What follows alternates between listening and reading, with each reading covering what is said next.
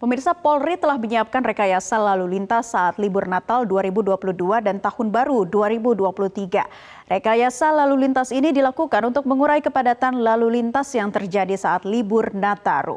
Dan untuk mengetahui seperti apa rekayasa lalu lintas yang akan dilakukan, sudah terhubung melalui sambungan virtual Dirgakum Korlantas Polri sekaligus dan Satgas Operasi Lilin 2022 Brigjen Pol Aan Suhana.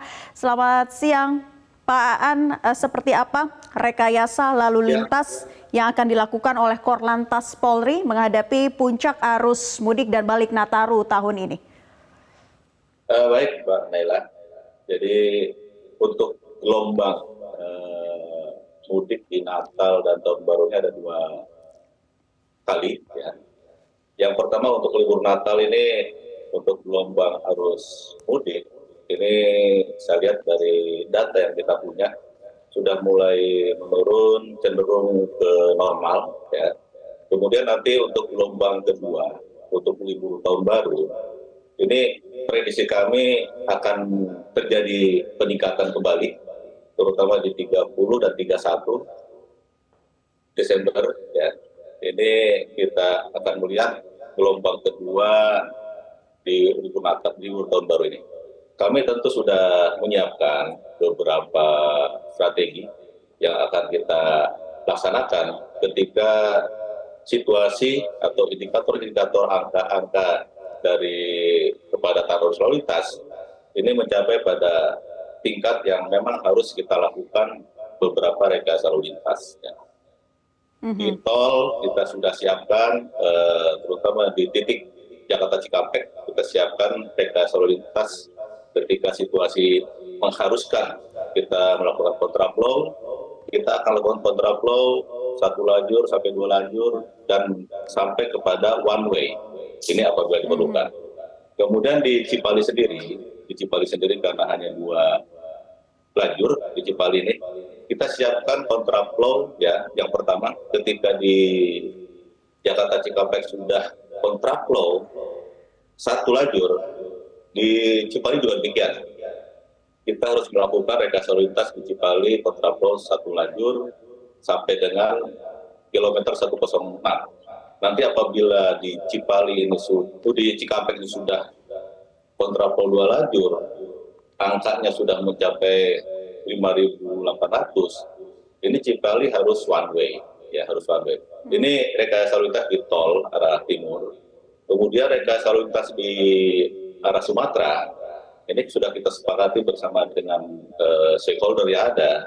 Kita akan melakukan delaying system, ya, karena kita tahu dermaga Pelabuhan Merak ini sangat terbatas, ya, kapasitasnya. Kita akan mendelaykan ketika arus puncak, ya, kita akan mendelaykan kendaraan yang mengarah ke Pelabuhan Merak. Itu yang pertama. Kita delaykan di rest area 43 arah Merak. Kemudian rest area 68 arah Merak, sekaligus screening, ya, screening untuk tiketing. Jadi nanti yang sudah mempunyai tiket akan dipasang stiker. Ya. Kemudian delay sistem yang ketiga berada di Cikuasa Atas. Ini sebagai stopper terakhir, ya. Ketika dermaga kosong, baru kita alirkan dari Cikuasa Atas ke dermaga Merak. Kemudian yang kedua, untuk penyeberangan ini kita siapkan beberapa pelabuhan alternatif, ya, apabila Merak sudah over kapasitas, ya, kita akan alihkan ke pelabuhan alternatif di Ciwandan dan Indah Kiat, ya, Indah Kiat. Itu sudah siap. Walaupun kemarin di libur Natal ini tidak kita gunakan karena Merak masih longgar, masih bisa menampung. Namun kita persiapkan untuk libur Tahun Baru nanti. Baik. Kemudian Pak di Aan. Pantura, ya, silakan Anda lanjutkan kembali.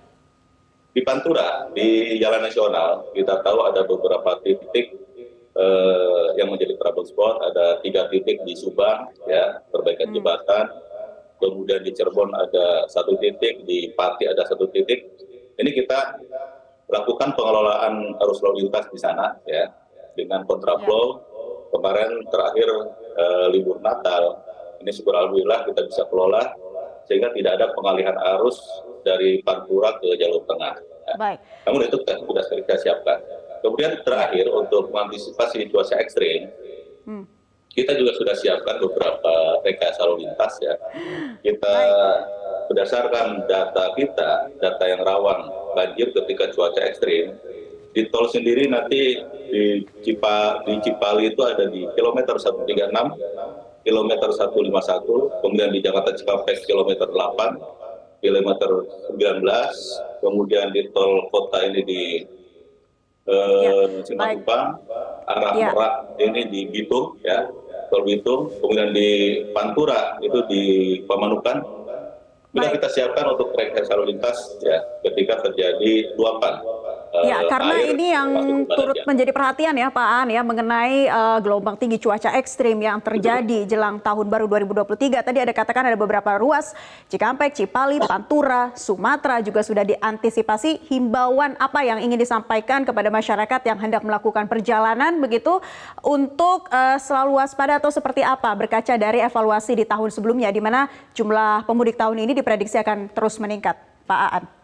Singkat saja. Yang pertama menghadapi cuaca ekstrim, kita tetap waspada, ikuti ya informasi dari media, terutama dari BMKG dan pengelola jalan tol. Kemudian siapkan kesehatan, terutama untuk pengemudi, pastikan dalam keadaan sehat, pastikan istirahat yang cukup, kemudian siapkan kendaraan yang sehat, dan siapkan BBM, dan yang terakhir toleransi, ya toleransi di jalan. Ini saya harapkan bisa kita perlihatkan toleransi untuk pengguna jalan di arteri maupun di tol. Dengan toleransi ini kita bisa memperlancar arus lalu lintas. Dan terakhir, keikutsertaan masyarakat dalam melancarkan arus mudik maupun arus balik dan wisata ini sangat diperlukan ya. Untuk itu mari kita bersama-sama ikuti aturan lalu lintas, ikuti arahan petugas apabila ada pengalihan arus. Terima kasih, Pak. Terima kasih Dirgakum Korlantas Polri Brigjen Pol Aan Suhanan sudah bergabung di kesempatan Newsline kali ini.